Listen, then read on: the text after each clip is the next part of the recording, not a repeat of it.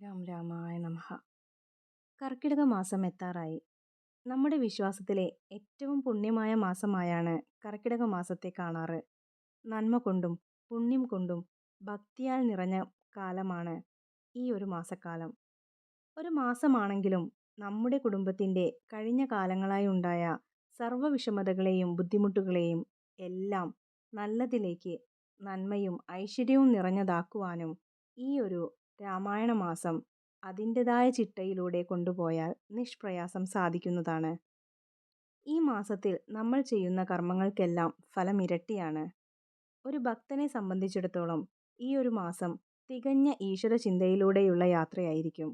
അതായത് മത്സ്യമാംസാദികളെല്ലാം ഒഴിവാക്കി വീടും പരിസരവും പതിവിലും വൃത്തിയോടെ സൂക്ഷിച്ച് രാവിലെ വീട്ടിൽ ലക്ഷ്മി ദേവിയെ സ്വീകരിക്കാനായി ശീപോതി വെക്കുന്നു. തുടർന്ന് ക്ഷേത്ര ദർശനം നടത്തുന്നു. രാവിലെയും സന്ധ്യാസമയത്തുമായി രാമായണ പാരായണം ചെയ്യുന്നു. അല്ലെങ്കിൽ മറ്റു നാമജപങ്ങളാൽ വീട്ടിൽ പൂർണ്ണമായും ദൈവികമായ ഊർജം നിറയ്ക്കുന്നു. ഇങ്ങനെയൊക്കെയാണെങ്കിലും നമ്മുടെ ജീവിത സാഹചര്യങ്ങൾ മാറിയതോടെ പലർക്കും രാമായണ മാസത്തെ അതിൻ്റെ പൂർണ്ണതയിലേക്ക് എത്തിക്കാൻ വേണ്ട രാമായണ പാരായണം എന്ന പുണ്യകർമ്മം ചെയ്യുവാൻ പറ്റാതായിരിക്കുന്നു. മറ്റെല്ലാ കാര്യങ്ങളും രാമായണ മാസത്തെ വരവേൽക്കാൻ ചെയ്യുമെങ്കിലും രാമായണ വായന അവിടെ സാധിക്കാതെ വരുന്നു. ജോലി തിരക്കുകൾ, വായനയിൽ തെറ്റുവരുമോ എന്ന പേടി, വായിക്കാൻ അറിയാത്ത പ്രശ്നം എല്ലാം അതിന് കാരണമാകുന്നു. അങ്ങനെയുള്ളവർക്ക് വേണ്ടി ഒരു ഉപാധിയാണ് ഞാനിപ്പോൾ പറയുന്നത്. ശ്രീരാമ ഗായത്രി. ഇത് രാമായണ മാസത്തിൽ മാത്രം ചൊല്ലണം എന്നുള്ളതല്ല. ശ്രീരാമസ്വാമിയെ എപ്പോൾ ജപിക്കണമെന്ന് തോന്നുന്നുവോ അപ്പോഴെല്ലാം ഈ ശ്രീരാമ ഗായത്രി മന്ത്രം ജപിക്കാം. അതിനുള്ള ഫലവും സുനിശ്ചിതമാണ്. നിങ്ങൾക്ക് കഴിയുന്നത്ര 7 തവണയോ 12 തവണയോ 24 തവണയോ വീതം ഉരുവിടാം.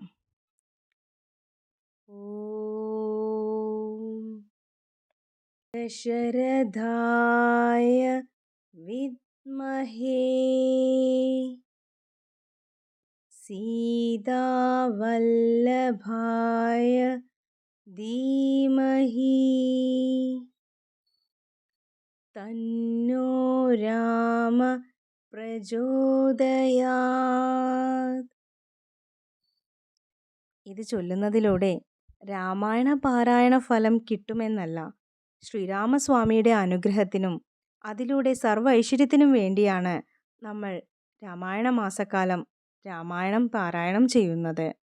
അതുപോലെ തന്നെ ശ്രീരാമസ്വാമിയെ പ്രീതിപ്പെടുത്തുന്നതിനായി ചൊല്ലുന്ന ഏറ്റവും ശക്തിയുള്ള മന്ത്രമാണ് ശ്രീരാമ ഗായത്രി മന്ത്രം.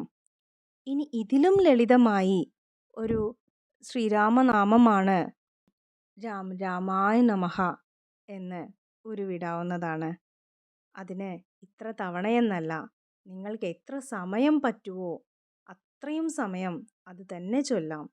രാമനെ പ്രീതിപ്പെടുത്താൻ വേറെ എന്താണ് വേണ്ടത്? ഈ രാമായണ മാസത്തിൽ മുടങ്ങാതെ ഈ നാമങ്ങൾ ജപിക്കൂ. സർവ്വ ഐശ്വര്യവും ആയുരാരോഗ്യ സൗഖ്യവും സമ്പൽ സമൃദ്ധിയും എല്ലാം ഈ പുണ്യമാസത്തിലൂടെ നിങ്ങൾക്ക് ലഭിക്കും.